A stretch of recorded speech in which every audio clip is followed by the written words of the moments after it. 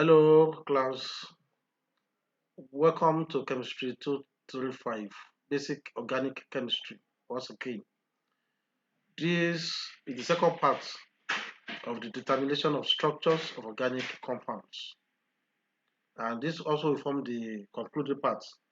You recall that in the previous part, we talk about qualitative and quantitative analysis of organic compounds, where we discuss how how we detect the elements that are present in organic compounds. We also talk about the empirical formula after we have determined the amount of our elements that are present in our compound. We use that data to calculate or determine the empirical formula of our compound. In this part, we shall start by discussing molecular weight of organic compound. Molecular weight of a substance is the weight of a molecule of that substance as compared to 1/12 weight of carbon isotope, carbon 12 isotope of carbon. Okay, molecular weight can be determined either by physical or chemical methods. The physical methods are grouped into two. We have those methods that are used for volatile compounds and methods that are used for non-volatile compounds. We will not discuss the details of all these methods. I only itemize them for you. For physical methods, the methods includes the measurement of the vapor density of the compound. We can use this to determine the molecular weight of our compound. We can also determine the elevation of boiling point for liquids or the pressure of freezing point. By determining these parameters, we can determine the molecular weight of our compound. Other physical methods include measurement of the rate of diffusion of the compound, rate of sedimentation, viscosity of the solution, osmotic pressure, X-ray analysis, and also mass spectrometry. All these methods can be used to determine the molecular weight of our compound. And like I said, these are physical methods. For chemical methods are generally applicable to acids and bases. Okay, and there are three important methods that are used. This includes the safer salt method for acids, the platinic chloride method for bases, and volumetric method for acids and bases. Silver salt method is for acid only. Platinic chloride is for bases only. While volumetric analysis can be used for both acid and bases to determine their molecular weight. After determining the molecular weight of our compound, the next thing is to determine the molecular formula. And the molecular formula is the actual number of atoms of each kind of element present in the molecule of the compound. The molecular formula of a compound is obtained by multiplying the empirical formula by a whole number. The whole number is obtained from consideration of the molecular weight of the compound.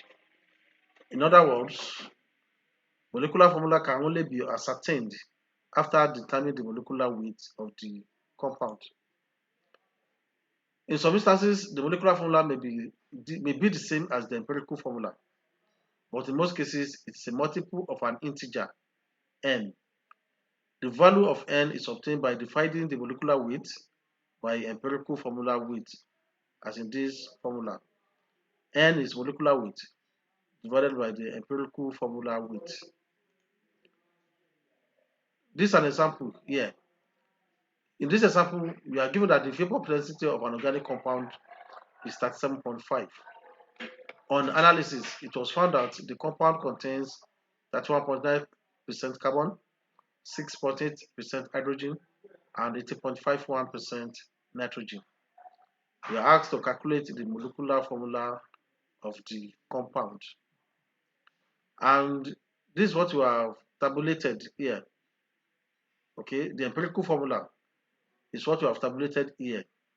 We are given the percentage carbon to be 31.9, percentage hydrogen is 6.8, percentage nitrogen 18.51.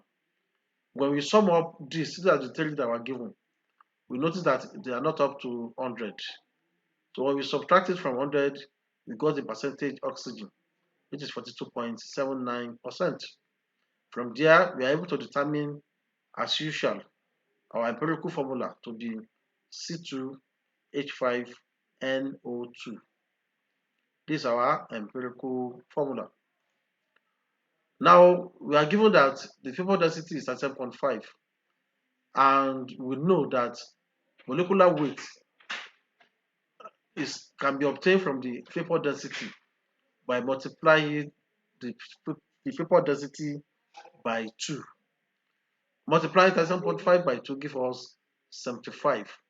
We know that the molecular weight of the compound is 75 grams per mole. Then we also find the empirical formula weight by multiplying the number of atoms by the formula atomic weight for each of the elements that are present. We have 2 carbon, we multiply it by 2, by 12, 12 by 2, 5 hydrogen plus 5 times 1, nitrogen is only 1, 14 times 1, which is 14, and plus 2 oxygen, 2 times 16. This also gives us 75. So our N here is molecular weight divided by empirical formula weight, which is 75 divided by 75 and equals 1. Meaning that the molecular formula is the same thing as the empirical formula, C2H5NO2. You will recall that we mentioned that in some cases, the molecular formula will be the same thing as the empirical formula. Here is another example, worked example. In this example, we are given that the composition of 0.45 gram of an organic acid, okay, gave 0.44 gram of carbon dioxide and 0.09 gram of water. We are given that the molecular weight of the acid is 90. We are asked to determine the molecular formula.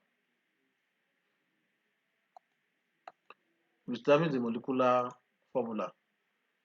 Okay. Before we can determine the molecular formula, we first of all determine the empirical formula. And to determine the empirical formula, we need to determine the percentage of each element present. We are given the amount of carbon and amount of carbon dioxide and amount of water, from where we can determine the amount of carbon and percentage carbon. By our calculation, we found out the percentage carbon is 26.66 and percentage hydrogen is 2.22.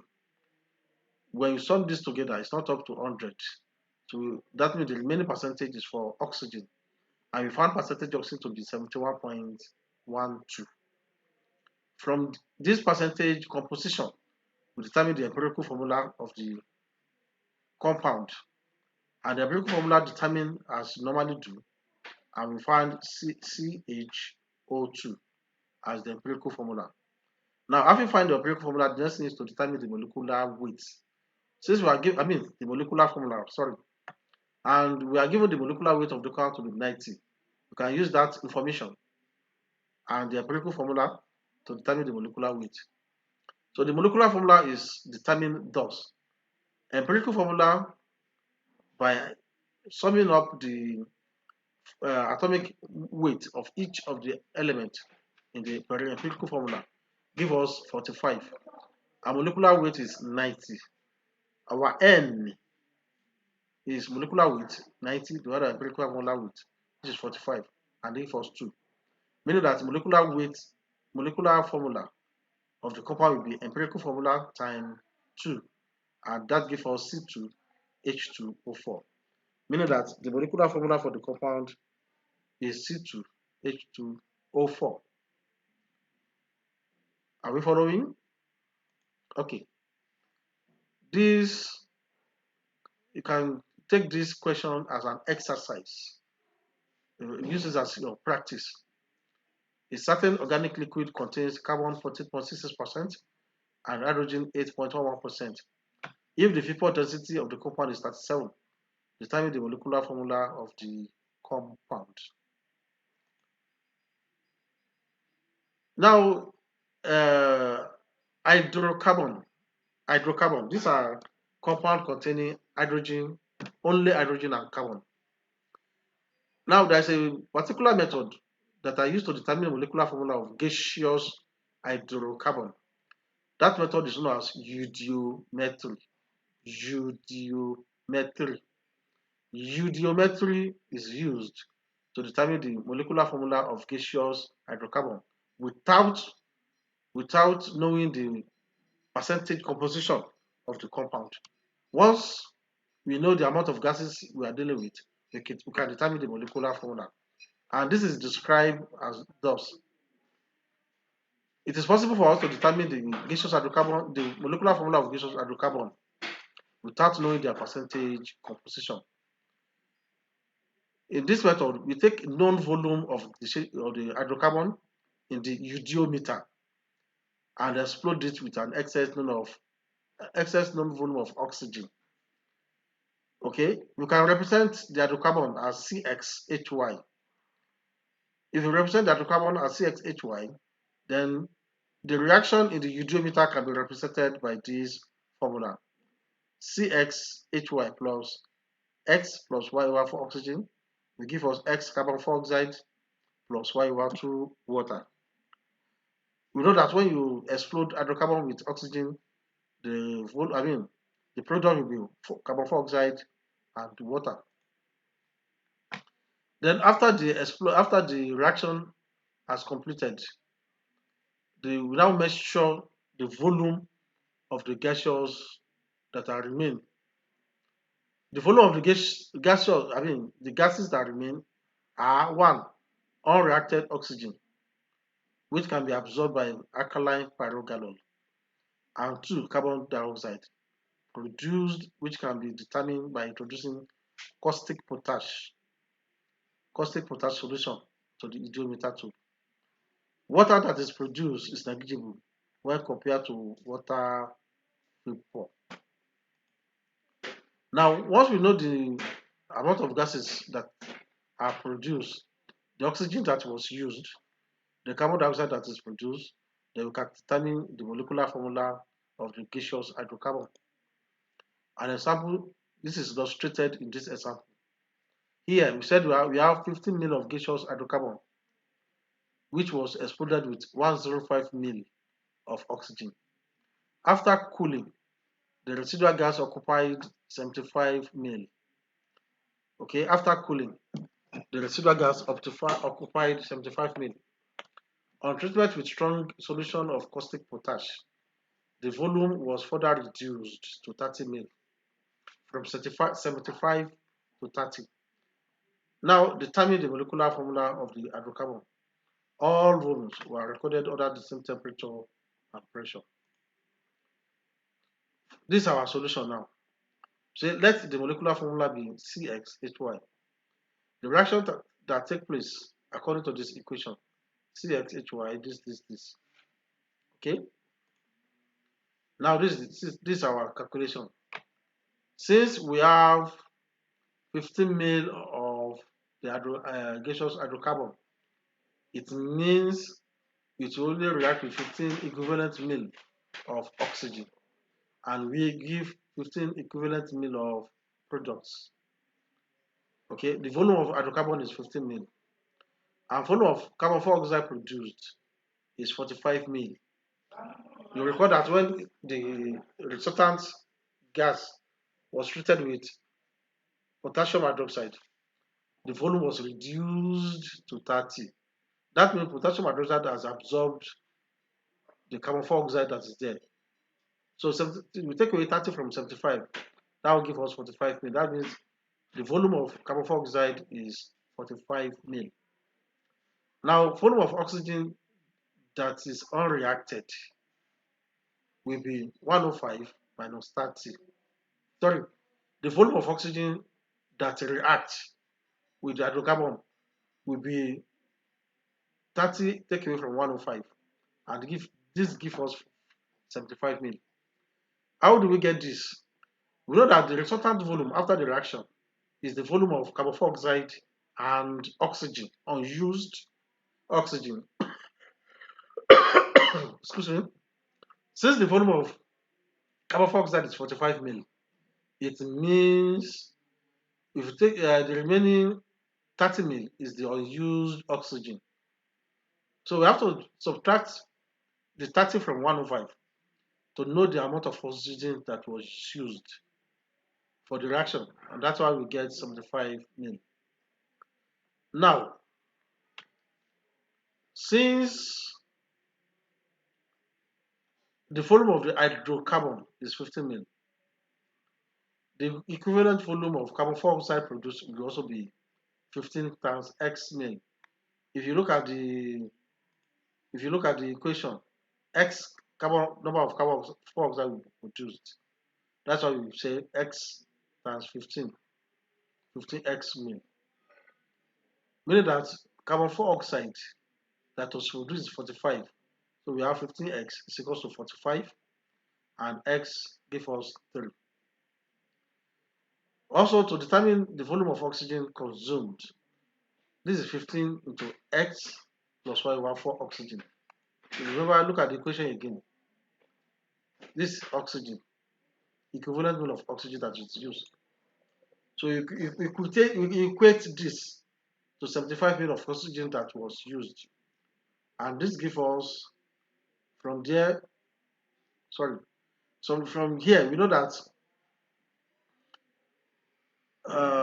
x, we have found x to be 3 here. We just substitute into this equation. And from here, we find y to be 8. That means our x, cx, hy, x is 3, y is 8. That means the hydrocarbon is C3H8, as we have found here. If you have any question on this, I hope you understand this. If there's any question, you can chat me up to ask question about this, either on WhatsApp or when we meet in Zoom or Google Meet. So this is how we use. This is how we use. Determine molecular formula of gaseous hydrocarbon without even knowing the percentage composition of the hydrocarbon.